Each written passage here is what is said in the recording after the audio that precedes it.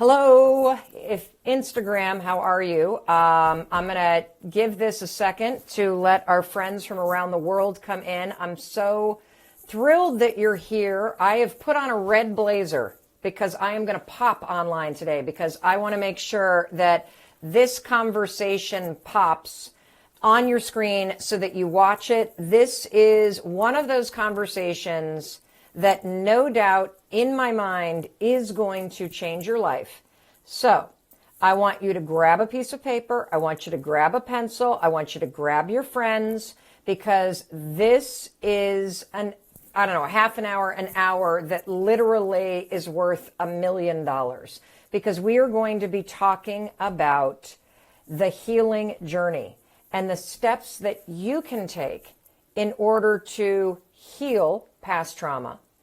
And when you heal past trauma, that you discover your true self. And I'm so thrilled to be introducing you to somebody that I have admired for a long time.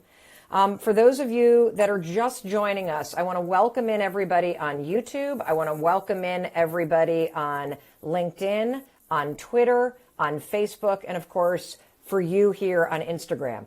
Do me a favor and go right into the comments and let's start off by telling us where are you watching from, and 0 to 10, how are you feeling today? Let's get you present in the moment. I don't even know what day it is. Oh, it's April 3rd. It is Friday, April 3rd.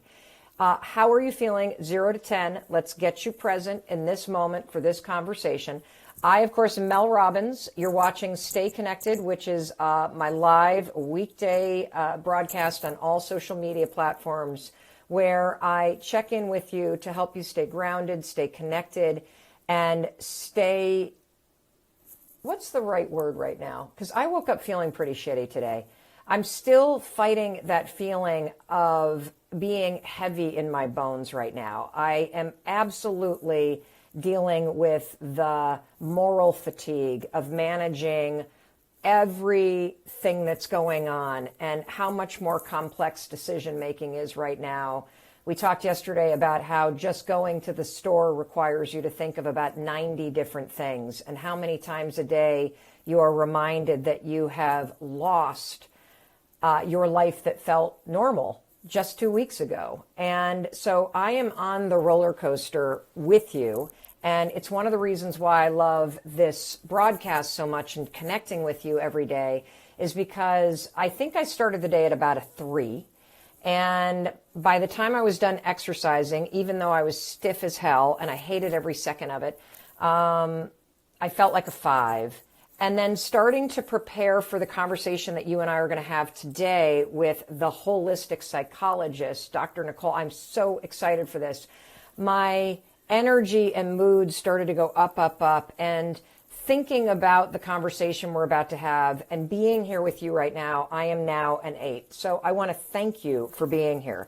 I want to kick us off because I saw this and I realize on Instagram it's not going to be the most amazing way to see this quote, but I saw this quote on the Holistic Psychologist's Instagram account, and it really frames what we're going to be talking about today. Who is the holistic psychologist? Well, she's absolutely incredible, and brace yourself because the doctor is in the house and she is about to change your life. I'm going to call her Dr. Nicole because I know that's about the only amount of information that we can all manage right now. Just a year ago, she had a couple 100,000 followers on Instagram, and then she started sharing her own insights as a holistic clinical psychologist and the founder of the Mindful Healing Center and the founder of the Future Self Journal and the creator of the Self Healer Circle, which enrollment opens. You can check out her social media channels May 1st. She started sharing her own journey of going from a holistic psychologist who herself felt stuck to learning how to reparent herself, learning how to heal her past trauma. And she has been sharing this journey on Instagram. She has almost 2 million followers. You're about to find out why she has exploded. It's because her wisdom is so universal. It's because everything that she's going to share with us today is something that you can put to use, is something you can relate to. So again, I promised you a life-changing conversation. I promised you, you better buckle up and get that pen and paper out. And this is the quote. I'm going to read it. In times of uncertainty and chaos, we will respond with how we've been conditioned to respond, through the way our own parents responded. I'm going to say that again. In times of uncertainty, because you're feeling uncertain right now, this is a collective moment of uncertainty and chaos. We will respond with how we've been conditioned to respond, through the way our own parents responded. So how many of you are finding that you're critical when you don't want to be, that you're judgmental when you don't want to be, that you're a little more argumental, that you're denying your own reality? That's when you, instead of allowing yourself to feel sad, you say, oh, well, I've got a roof over my head. You invalidate your own feelings. Believe it or not, your response to what's going on is conditioned. And today, Dr. Nicole, the holistic psychologist, is going to offer us all a different choice, a conscious choice. Because today you're going to learn how to practice the inner work of observing, of reflecting, of forgiving, and of healing. So let's get to it. On with us, Dr. Nicole. We are ready for the holistic psychologist to join us. Here she comes, everybody, live from Los Angeles. Whoa, woman. Here I put on red for you. I am ready for this. I love it. Thank you so much for having me. Of course. So I wanted to bring you on for two main reasons, and I'm sure we're going to talk about 10 other reasons why I wanted you to be here with us. But first of all, for those folks that follow me around the world, I wanted to give them the gift of introducing them to you and your work in the event that they had not stumbled upon your work yet. And so that's number one. And number two, given the moment of time that we're in life, and given how we're going through something that none of us have ever experienced, I know that it's bringing up past shit for all of us. And I know that we're doing the best that we can.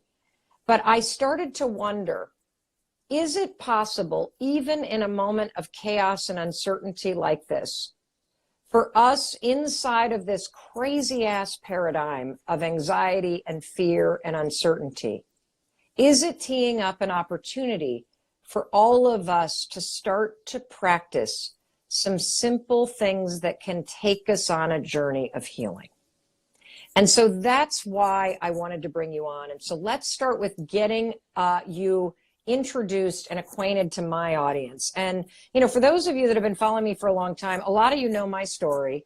And that is that 10 years ago, Dr. Nicole, I found myself at the age of 41 in the first recession, $800,000 in debt and drinking myself into a frenzy.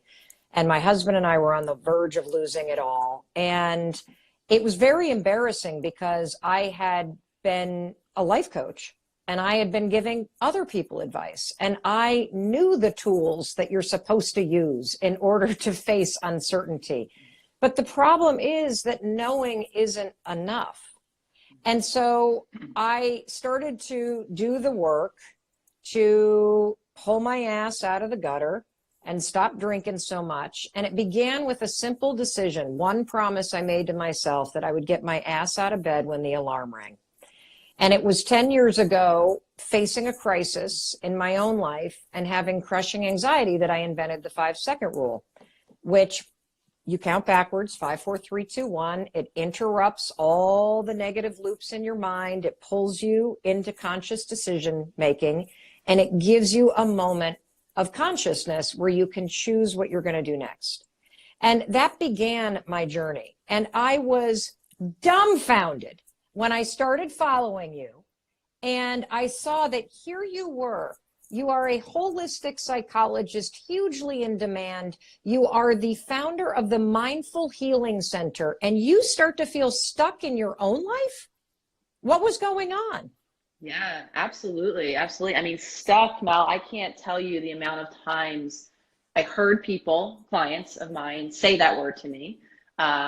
I don't know if I would have identified with the feeling of it, because there was a big part of me that, similar to, I think, you, knew the things. Consciously, I knew the things that I should do. I felt like I had some version of self-awareness about myself, you know, the issues I was having, but I couldn't activate past that. And you and I think, crossed paths. I learned of your that kind of 5, 4, 3, 2, 1. I loved it because there's a reason why we're stuck. There's a reason why I heard that word so often. So just background on me as a human. I'm someone who's had anxiety my whole life. I don't remember a time of my life that anxiety was not in my picture. My family had anxiety. I saw it in my mom. I saw it in my sister. Decade ago, we were under the assumption that these sort of things were genetically predetermined. So Right. I wore my anxiety, and I thought that I was going to be wearing it my whole life, because why wouldn't I? My whole family has it. I have it. This is my story. So I, similar to a lot of us, went to management mode. How am I going to manage my anxiety? So what I did is I did a whole hell of a lot of therapy. I took medication. I found mindfulness. I started to do the things. However, I still became stuck. So everything culminated years into my practice, starting to observe these patterns. I would have incredibly insightful sessions, don't get me wrong, with my clients. We would come to all of these awarenesses, tie in all of these patterns, come up with a game plan for how we're going to break this habit next. And then next week, it would be that same conversation. Oh, well, that fight happened with my boyfriend and I yelled and screamed and now we're going to divorce, whatever, right? So same thing. At the same time, now I started to really become, talk about stuck. I started, my symptoms, my physical symptoms, my emotional symptoms really started to come to a head. So What were they? Just so people can understand, because here's Yeah. what I want everybody to take from this conversation. Dr. Nicole is going to give you the biggest aha moment of your life. And here's why. You follow me and you follow Dr. Nicole, so you're somebody who is interested in growing and changing and becoming a better person. And you learn all these tools, or you watch this live stream and then you go back in your life and you do the exact same shit over and over. And then you start to make yourself wrong and you're like, fuck, what is wrong with me? Yeah. And so what were the things that you were feeling or doing that made your life come to a head? Yeah, absolutely. So anxiety was my undercurrent. That was my baseline feeling, meaning I was always a little bit on edge. I have, as a lot of us do, that endless stream of worry. Mine are more future based. Some of us like to revisit our past and come up with things to worry about or shame ourselves about. I love to fear what's coming next. So that was my undercurrent, meaning I didn't know life outside of that. I had that underlying buzz of anxiety. I started to get panic attacks. So those of you who have had those know how nightmarish they can be. They feel like a heart attack. They feel like my heart is racing. I'm sweating. Maybe I actually think something is physically wrong with me. In terms of cognitively, I just felt tired, dull all of the time. Memories, I know you and I share that experience. I have very little memory of past childhood stuff, really hard to retain memories. Can I stop right there? Because this has haunted me for a long time. So for those of you that don't know my full backstory, I suffered from anxiety until I was 41, chronically medicated for 25 years. I have about this many memories. And I realize from childhood, Dr. Nicole, I think I lived my entire life literally in a disassociated state, meaning I was either in the future or I was making myself wrong for something in the past. Is that typical when you have that kind of acute anxiety? Because I started thinking, okay, I'm going to get Alzheimer's, I'm going through menopause, maybe there's something wrong with my brain. Is that truly something that you see if you suffered from anxiety, very few memories? 100%. So I went down that same path. I actually had myself diagnosed with this very, very small percentage brain. And a lot of my anxiety, I should state, was very health-based. Coming from my family of chronic illness. So when I was worrying about something, it was usually me or someone I love becoming ill, more or less, on the road to dying. So I say that. So I became very convinced that there was something wrong with me for a lot of years, because in my 20s is when I started to realize that I didn't have memories. I didn't realize that I was not having my childhood, kind of in that autobiographical way that many of us, oh, what was Christmas like as a child? I didn't come to realize it until, as a lot of us do, I started to hear other people talk about their past in a different way. So now I'm like, oh, clearly something's wrong with me. So I went down the same path. I thought it was something cognitively or physically wrong in the structure of my brain, the organ. And in my own healing journey, I've come to realize that, and it doesn't only happen, this is why I talk about our past and our conditioning. Disassociation is actually a nervous system response of protection. So when we are overwhelmed as children, typically emotionally or in our environments, if we're not getting our physical needs met, our nervous system is set up evolutionarily to keep us safe. Right. So what has happened for me, remember, like I was describing earlier, my baseline was stress, anxiety. My family had a family mantra, I should share because this really envelops it, is always something. And always something could be the person didn't come to cut the grass, and it could be there actually is something big happening. But every time something happened, we would go into a stress response as a family. As a child, not having someone to help me navigate my emotions, as none of us can as children. We are physically and emotionally dependent on the caregivers around us, and this is where conditioning comes into play. Because I was overwhelmed and I didn't have my parents modeling to me, I'm sure maybe some version happened to you, feelings too big, we took care of ourselves the only way that we could, which was checking out. Yes. Distancing ourselves from the feelings that were probably attached to the things that were happening that were overwhelming our childlike self. If we're not present, we're not present enough to form the memory. That's how I describe it. So the memory actually isn't there. So when I'm in my 30s and I'm like, oh, how was my childhood Christmas? Nothing was stored because I wasn't present enough during my childhood Christmases to store the memory as memories are stored in our brain through our senses, through our emotions. There's a part of our brain that houses that. Right. And when we're not present, and there is also research that demonstrates that area of our brain, it's called the hippocampus, is actually, I'm going to use the word damage. It's not damage. It's structurally a little bit different. So before you know it, you have someone like yourself and myself who has no memories. I'm happy I've been sharing about it, because not only has it normalized my experience, I don't have to feel so like something's wrong with me. I think it helps a lot of people, because I think a lot of us are having very few memories. I agree. And are unsure. How many of you are relating to what Dr. Nicole and I are sharing? Because I started to go down the road of, holy shit, what happened to me? Yes. I mean, something horrendous, and maybe something happened, maybe something before I was, I don't know. But I know that I lived in such a heightened sense. And I also became a master, Dr. Nicole, of presenting the most confident, cheerful, I got it together. Nobody that ever knew me, except for like my two best friends, had a fucking clue that this is what was going on with me. Yeah. Same. I also became a master, as I'm sure you did, at presenting as if I was present. I am so attuned and aware and kind of the other person. So it's not that I lack other awareness, I lack my own awareness. So I'm almost hyper vigilant. I mean, I'm in the field of people. I talk to people all day long. I'm really good at talking to people, right? So that's, I think, a compensation. You wouldn't know. I call it my spaceship now. I'm on my spaceship.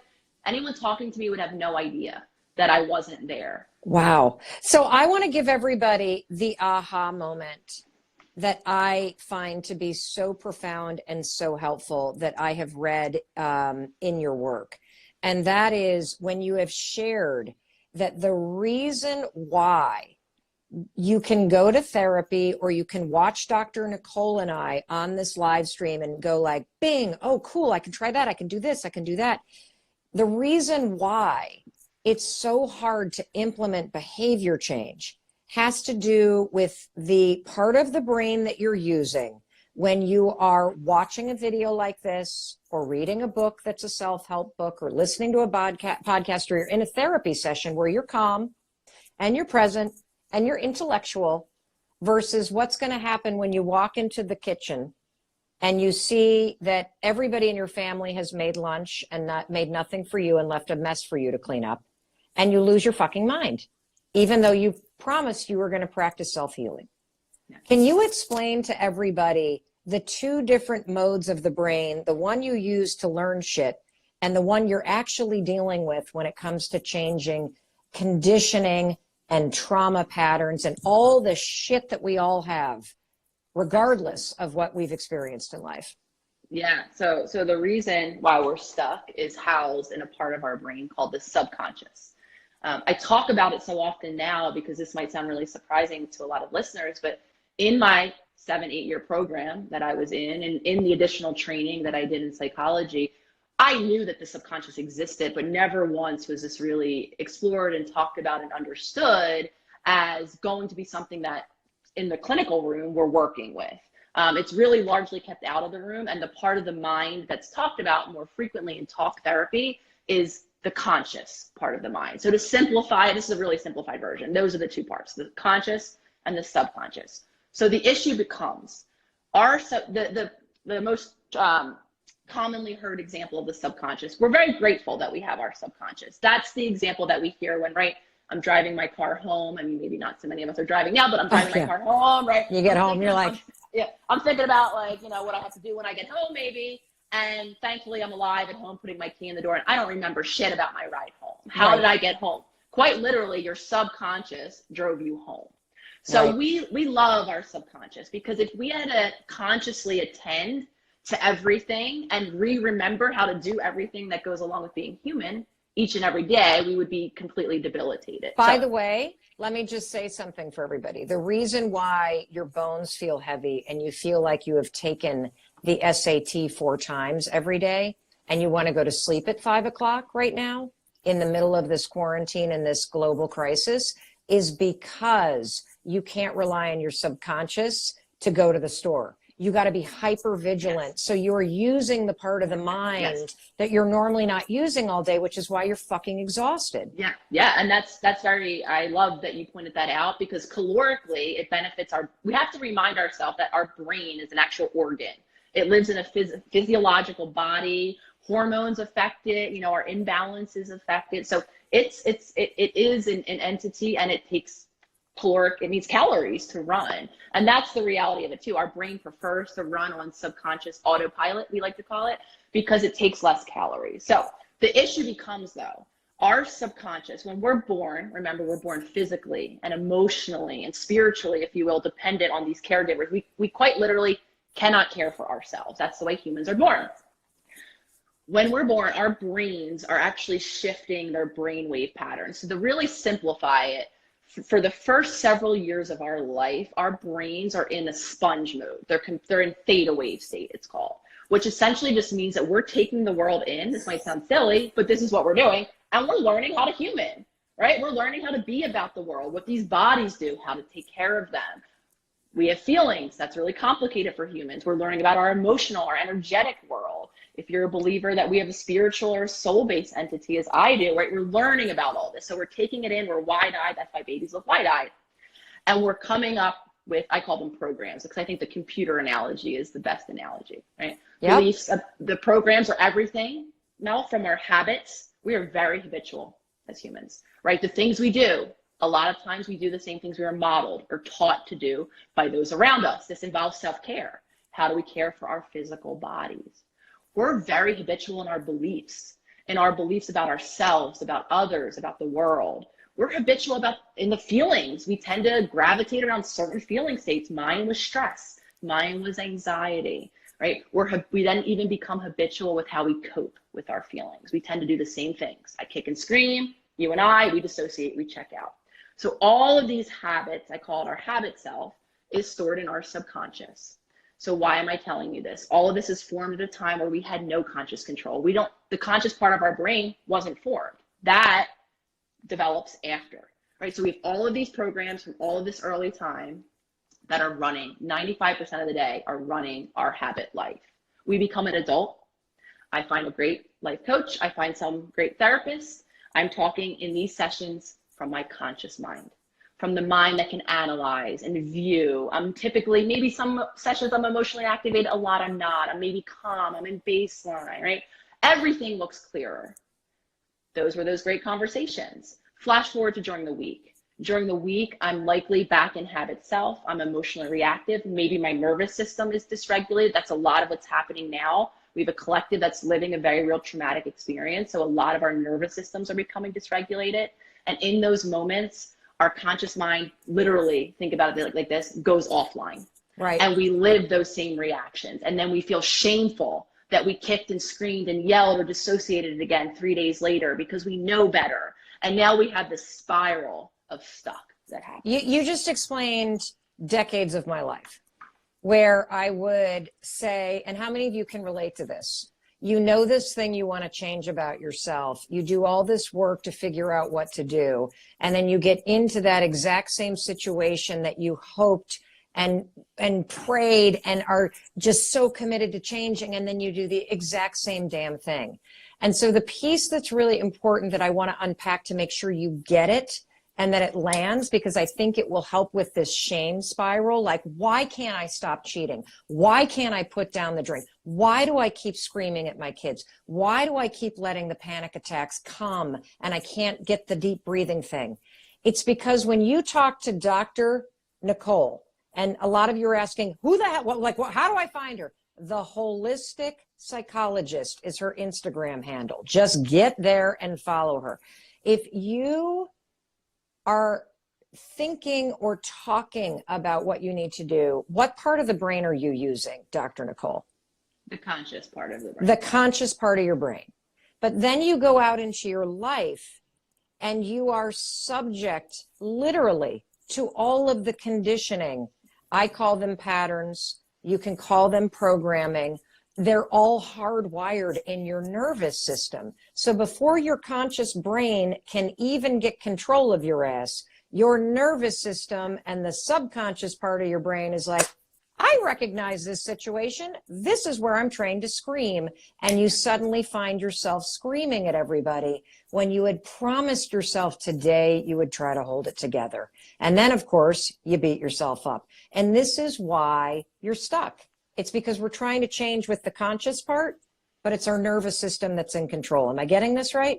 100%. And even more, to piggyback on this and really hammer this home, our nervous system actually does operate below awareness. It is scanning our environment to keep the organism that is us safe, to house, the organism that is us, to keep this physical body alive, outside of our awareness. So that removes us even further from control. Meaning, if that's what happens, if I'm walking down a street and it's dark, right, my nervous system might be starting to activate myself. If I get that hair on the top of my neck standing up, right? So what did that? I might not consciously be even noting anything's amiss, but my nervous system is online and is sensing whether it's energetically a shift or whatever it is. So I really want to hammer that home, because especially with those of us, and I believe most of us share a version of trauma. Yep. I'm a believer in beyond the big T that most of us kind of have historically designated as the traumatic experiences.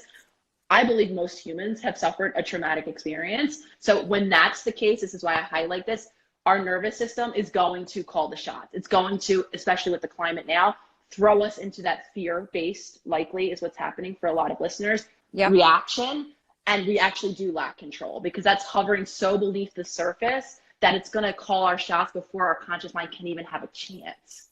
So Dr. Nicole, let me take a pause real quick and just welcome in everybody that is continuing to join this live stream. So whether you're watching on YouTube or LinkedIn or Twitter or Facebook or here on Instagram, I want to welcome you. I'm Mel Robbins, and you're watching Stay Connected. And I've got Dr. Nicole. You can find her, The Holistic Psychologist, online. And I wanted her here because I wanted to have a deeper conversation about this moment in time of collective uncertainty and how you can use the tools that Dr. Nicole is going to explain to us in just a moment to start a healing journey and to start the process of what she calls reparenting and reprogramming your own mind and nervous system so that you can not only locate your real self, but you can have more control and start to heal. Before we get to that, though, I don't want to step over something that is critical to understanding the programming that you, yes, you, we are talking to you, experienced. And this is not about making your parents wrong. Most parents did the best that they could with the programming that they had and with the stressors they were facing. And so let's talk first about what are the 3 fundamental needs that every child has, and what happens to you as a child if these 3 fundamental needs are not met. Yeah, absolutely. So this is where I introduce this more expanded definition, because I believe that not having the fundamental needs of being seen, being heard, and given the space, I think is the best way to word it, to be authentically expressed, to be acknowledged as a different, authentic being, than everyone else around you, because that's what we all are. We are all different and unique. Those are our needs: to be seen, to be heard, and to be authentically expressed. Can And you when they're unpack not met, those just a little bit yeah. more? So what does it mean to be seen? What does it mean to be heard? And what does it mean to be given the space as a child to be authentically expressed? Let's unpack each one of those and then talk about how if you don't get one of those met by your caregiver, how it creates trauma in your nervous system. Yeah, absolutely. So again, we are, as I see it, we have physical bodies, we have emotional bodies, and we have spiritual bodies. And we come into this world, in a uniqueness. We are born, however, most of us into some family system. Some of us, maybe it's with one caregiver, with other of us have bigger, larger extended families. We're clearly born into societies and relationships. Humans are an interpersonal species, meaning we have relationships with others. It's how we become successful as a species. So when we come, right, remembering that we are being modeled how to be in the world of being human, one of the things that we're also being modeled is ourselves, right? We don't know anything about this body that we're in. I don't know how to make sense of what this experience of life is, right? So we need help, and we look to our caregivers for that help. And to speak to your point, this isn't about right or wrong or good or bad in terms of parenting. This is how intergenerational patterns are transmitted, because we cannot teach or we cannot model, and that's how children learn. We learn by modeling. That old adage, do what I say, not as I do. Not what I do. Actually, right? It's the opposite. Quite opposite. Children are actually going to be watching what you do, even if you say in contradiction to that, right? So all of this is happening. We're navigating life. We're learning about ourselves. And when we are not, so if we don't have a parent who got modeled self-care behaviors, or who came to understand who they are emotionally, energetically, and spiritually, because they were not given the tools to do that, chances are they're not going to be able to provide you with that.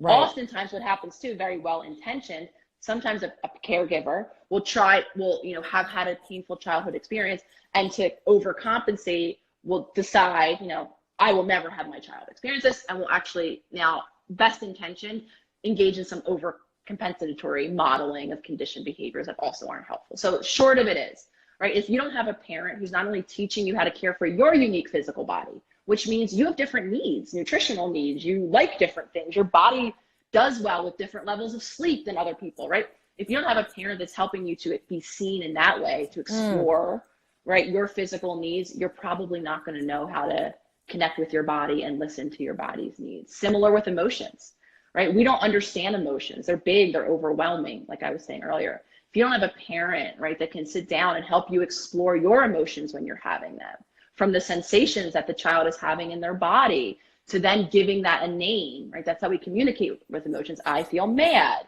Then exploring with the child how they feel better when they feel mad. Because this is, again, where we're unique, the authentic piece. To be seen and heard as a unique, now energetic being. What makes you feel better, Mel, when you're sad might be the farthest thing that makes me feel better. It might make me feel worse when I'm sad, right? So these are the ways that parents can help shape, ideally, a child to be seen, heard, and authentic, so that they then, over time, developmentally, as we develop the skills to do so, now we can engage in those habits and we can understand how to care.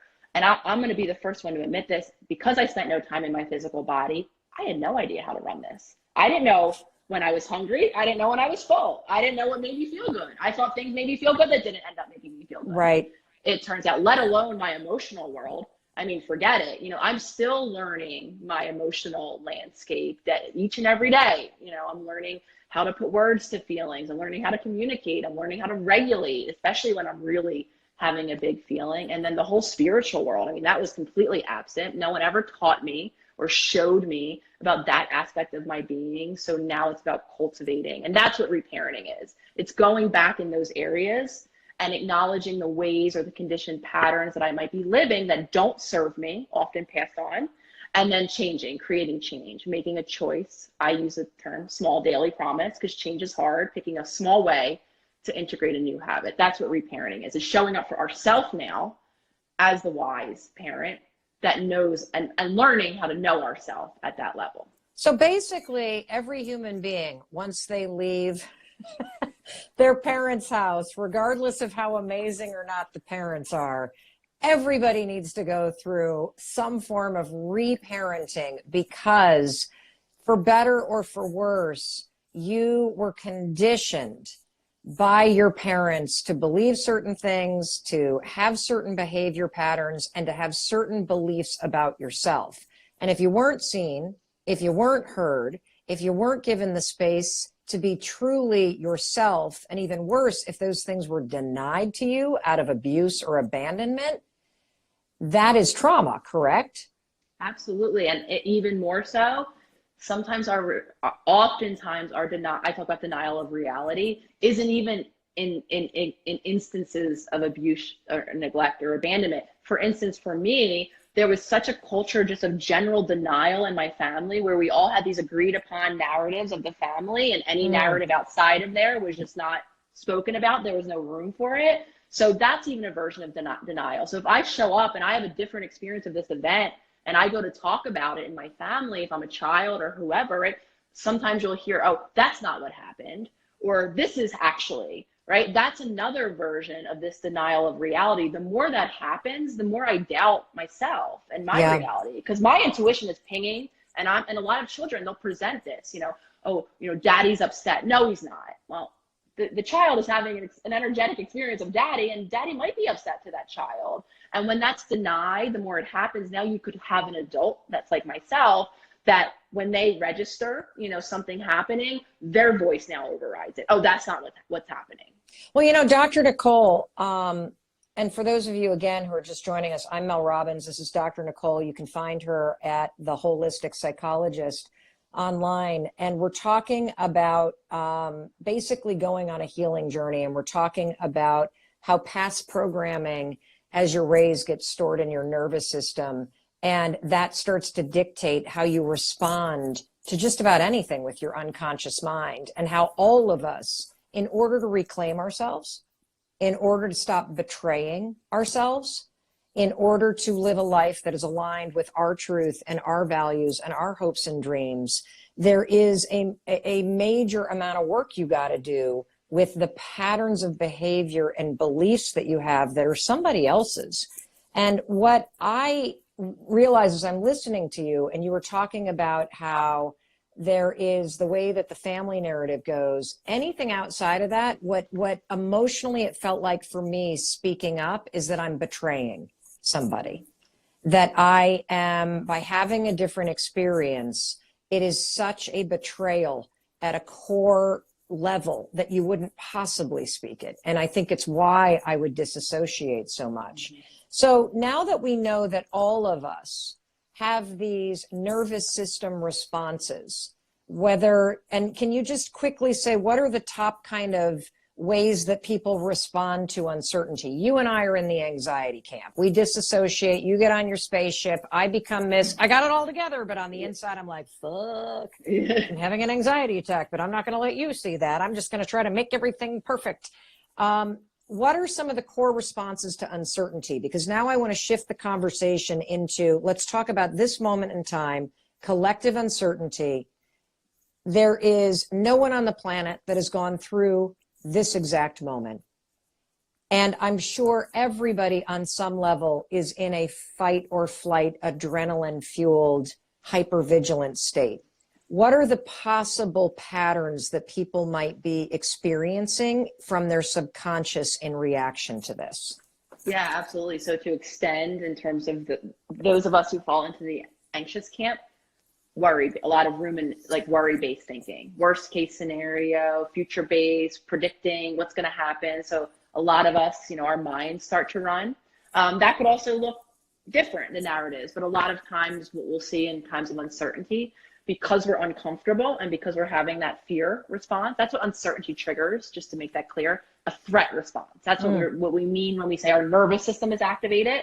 It quite literally feels that there's a threat that it needs to take care of in the present moment.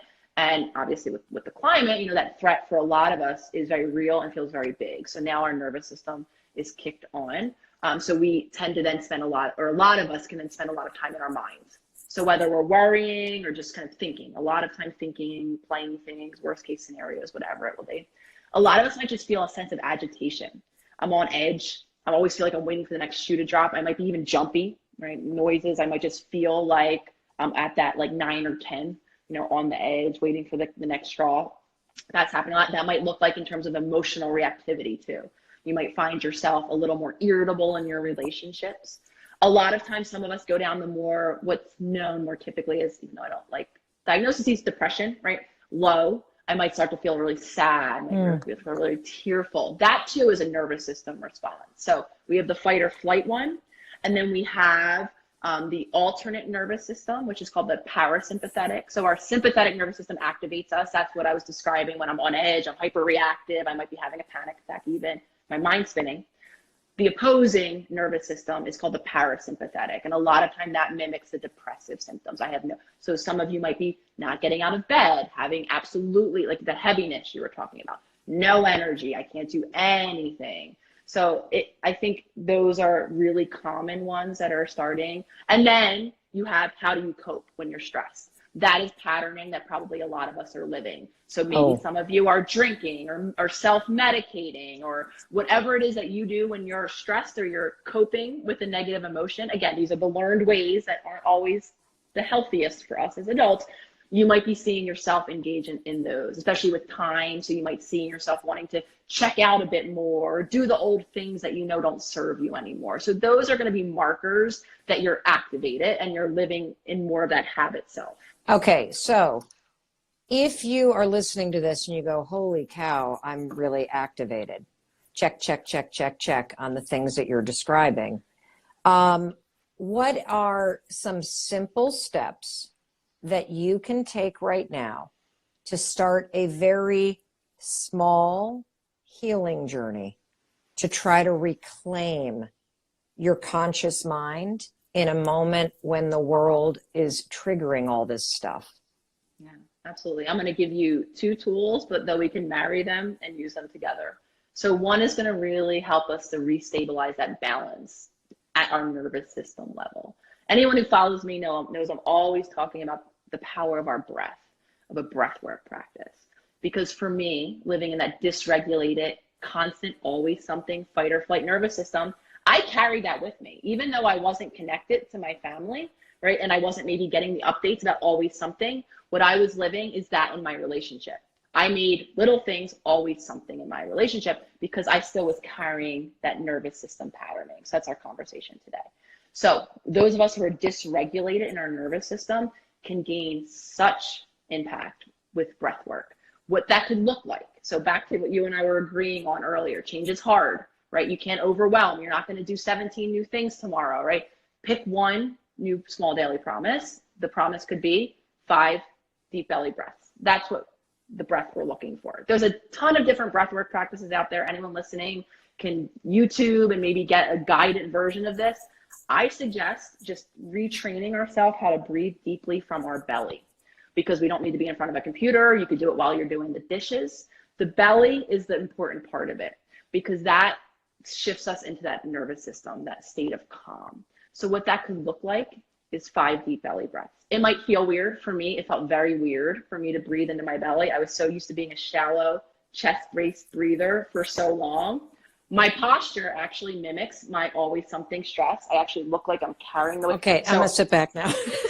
So I say this now because I actually had to start to practice my deep belly breathing laying down. So can you just walk us through this? Because I know when people are overwhelmed, and for everybody that keeps asking, absolutely. We save all of these. They're on a playlist. We are going to also cut these up into shorter videos. We're going to give them to Dr. Nicole too, so she can make sure to share them. So we will make sure you can watch this forever on YouTube and Facebook. It disappears on Instagram, but literally, yes, you can come back to this. But will you walk us through this? Because I know even just leaving a broadcast like this, some of us are so disassociated or triggered right now that just the executive functioning associated with holding, I got to find breath work. Now I got to search for it. Now I got to think about it. Now I got to do it. Will you just walk us through this real quick? 100%. Absolutely. So just as a quick experiment, anyone listening, if you want to put your one hand on your chest and one hand on your belly and just observe. We're going to talk about observing in a minute too, but just observe where you feel. It might be really faint, but where you feel your breath happening, if you will. The breath is one of those gifted things that we breathe. We don't necessarily have to consciously think about it. That's one of those programs, right? Our body is breathing for us. So the question is it coming from our chest or from our belly? Chances are it's coming from our chest. Yeah. Really faintly, right? Most of us, when we're born, if you ever observe an infant, you can see their bellies are breathing. We're actually born as a belly breather, but over time, most of us humans have evolved out of that into that more, maybe that's really symbolic of the more stressful lives that we're living as we age, but that's the conversation about. Either way, we come up. So it's about really getting that breath down. So it's leaving that hand on the belly. You can breathe in your nose, in your mouth, out your nose, out your mouth, whatever is the most comfortable. We just want to make sure that when we're breathing in, we're inflating our belly out. I'll do it in 1 second, right? We can just hold it for a second and then elongate just slightly longer than that in breath. So it looks like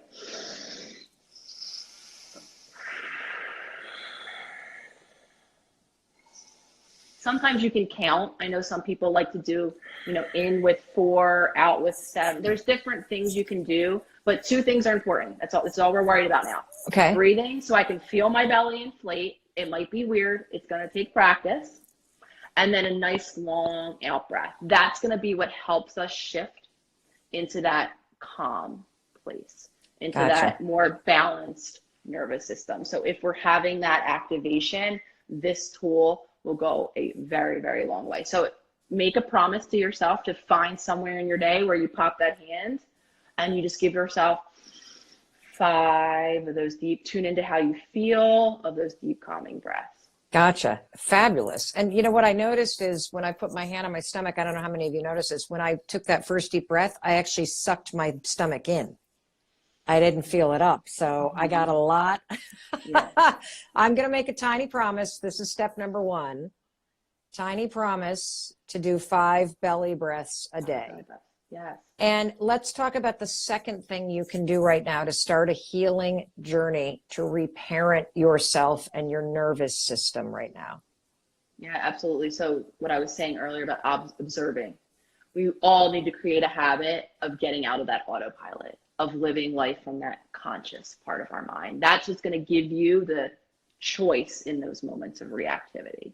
Because the reality of it is, our triggers don't go away. We're going to find ourselves in challenging situations. The world's happening around us. Stress is here, right? We need to learn how to separate ourselves from this conditioning and show up consciously, giving ourselves the gift of choice, of a new behavior in that moment, not of those old habits, not of those old coping skills. So to do that, we need to be showing up consciously. How do you show up consciously? So we begin to practice. So again, this could mean I'm always talking about a practice of meditation, because creating a habit of consciousness is difficult. I'm going to say this right off the bat. We are so trained to live in autopilot, and many of us are so dissociated. We haven't practiced living consciously for our lives thus far. So this is going to take some time. So I suggest a meditation practice, because when my eyes are closed, when maybe I'm sitting quietly, right, I have all of my focus on my internal world. Because what we want to do is create space between the endless narratives, the endless subconscious programming that's existing all day long, and that consciousness. So because meditation is so difficult, I suggest people, either if you want to have a sitting practice, start with 1 minute. It doesn't have to be anything crazy. There's another way we could do it during our day, which is a commitment to practice 1 conscious moment in our day.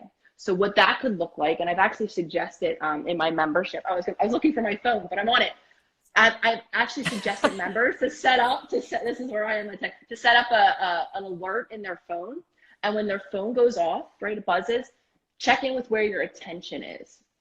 And chances are your attention is going to be not probably on what you're doing, right? So this is another way to create consciousness. If you like the idea of sitting and meditating, that is amazing. Start small. If not, when that buzzer goes off and I come to realize, oh, I was worrying about tomorrow in my head, bringing your attention back to what are you doing? You can use that breath now. So if you're practicing both, focus your attention on your breath. Give yourself a belly breath in that moment. Bring your attention into your body. Now you've become conscious. You might lose consciousness and go right back into autopilot, but that's one moment where you're gaining that attentional control and that choice. because that's how we become conscious. We come into our bodies and into our present moment. I want to offer up something that's a tool that I realized that my husband's using. So my husband went on this Buddhist meditation retreat for his 50th birthday, and he came back, and throughout our day, I'd say maybe 5 times a day, there's this beautiful like thing that goes off on his phone. And the first time I was like, what the fuck? And he said, these are the same chimes that ring in the monastery, and it's a quiet reminder to bring yourself into the present moment. Now, I also want to underscore something for why this is so important to start right now, because I see in the comments very serious issues that people are dealing with. I just lost my job. I'm terrified about paying my bills. I am struggling with my drinking. I'm trapped in a self-isolation with a narcissist, and I'm starting to slowly go crazy. These are very serious issues that you're dealing with. And the reason why it's important to do something like the 5 belly breaths that Dr. Nicole just recommended, or more importantly, practicing bringing yourself into consciousness, is because the whole start of this healing journey, as you said, is to create space between the shit that triggers you and makes your mind go south and your ability to become conscious in that moment and make a conscious decision, because that patterning from the past betrays you and it robs you of your strength. And if you can make a conscious decision to stand in this moment and be present, you've got a shot at choosing something different that will help you look for a job or help you manage the stressors that you are in. Am I summarizing this correctly for why this work is important? Because I find sometimes people hear meditate or belly breathe and like, how the fuck is that going to help me get a job? Right? And so I don't want you to dismiss the power of what she's talking about. Yeah, absolutely. I mean, the impact of living in autopilot and shifting into conscious is pervasive. It's beyond, oh, I can just calm myself. I mean, our relationship to our external world is really filtered through all of these programmings that you and I have been talking about, through our subconscious, through our habit behaviors, through our beliefs about ourselves, others, our relationships to the world. We are quite literally filtering what's happening through those, right? Those kind of programs, patterns. And then that's what's actually dictating what's happening inside us energetically, physiologically, the emotions, to use our terms, right? The feelings we're having. And then again, back comes those habit behaviors and how we deal with those feelings. So this is not just like, oh, I can calm myself. This is how do I navigate life, because I'm coloring life with all of these conditioned beliefs all day long, whether I'm aware that I'm doing it or not. We all are. So there's 2 tools I want to highlight. Obviously, you can follow me, Mel Robbins. Certainly get your butt over to the Holistic Psychologist and follow Dr. Nicole. She also has a free future self journal that you can get if you go to Instagram and you look just in the link in it and hop on her email list. And she also has enrollment for her self-healer circle opening up May 1st. But more importantly, she's got so much amazing free content that isn't just a quote. It's rich in its research and in its tools and in its help. So I would strongly recommend, particularly in this moment, that you add her to the people that you follow. Given the moment of time that we're in, is there anything else that you want to say to the person that's watching at home about how to best support themselves as we move through this moment of uncertainty and crisis together? Yeah, absolutely. I mean, reconnecting. I think this offers us in our conversation today, what this offers us all is an opportunity to begin to make new promises to reconnect with ourselves, right? And I think what I want to urge everyone, I mean, so just bringing this all full circle, right? Here I was, someone who was debilitated with anxiety, health-based nonetheless, always something, living I mean, this for me might as well be my worst nightmare, what's happening in just the global crisis, right? I have elderly parents. I mean, talk about health concerns, right? Health, anxiety, talk about always something. There actually is always something, right? So I could really be at the epicenter of dealing and coping in that old way. And I share this with you because there's so much change and empowerment when we meet ourselves. So for anyone listening, and who anyone is feeling shameful or who just isn't feeling fulfilled or just doesn't have the life that they think that they want, maybe they don't even know if they deserve it. You know, it's not the reason that we're stuck is not who you are. We've come to own all of these conditioned patterns for too long. And the tools to change really happen when we reconnect with ourself, the self that was always there. So anyone who's feeling lost, you said something really beautiful earlier, Mel. Our goal, once we decide, you know, once a lot of us are like, oh, I want to reconnect with my authentic self. That's our end goal. That is the goal here. There's such empowerment in doing that, right? And in becoming conscious and in seeing these ways that these patterns aren't you is a first step. So anyone who's feeling less than, know that that's not yours and you don't have to own that anymore. And take these small steps to begin the journey back home to yourself. Oh my God, it changed my life. It changed my life. And that's why I share, because I've embodied so many of those stuck patterns, so many of that, you know, the world is happening to me and I have no control over it and I'm scared all the time, to truly just believe differently now. So that's why I'm so passionate about this, because I've lived the change. And this for now would be really scary for me. And reconnecting with myself through belly breathing, through consciousness, allows me to find just a moment of peace in my day, even with the world happening as it is. Beautiful. Oh my God. I fucking love you. Seriously. I wish you were my next door neighbor so we could break quarantine after we had been isolating for 3 days. But no way in hell am I headed back to New York in this weather. Well, I'm in Boston, but oh my God, it's been raining for 5 days. So I got to belly breathe everybody and listen to my husband's chimes. So thank you so much for your wisdom. I am so thrilled to call you a friend and a colleague, and I am forever a fan and a supporter of your work, and we will have you back, and let's do something awesome in terms of something. We should clearly do something, don't you all think? And please go follow her, The Holistic Psychologist. Thank you so much for being with us. And for those of you who keep asking, yes, we are going to save this. And yes, this will be up forever. And yes, we will get this to Dr. Nicole. And yes, we will see you on Monday, and we'll see you on social media. And please, please, please, if nobody else tells you, let Dr. Nicole and I tell you, we love you and we believe in your ability to start the reparenting process and truly find your true self.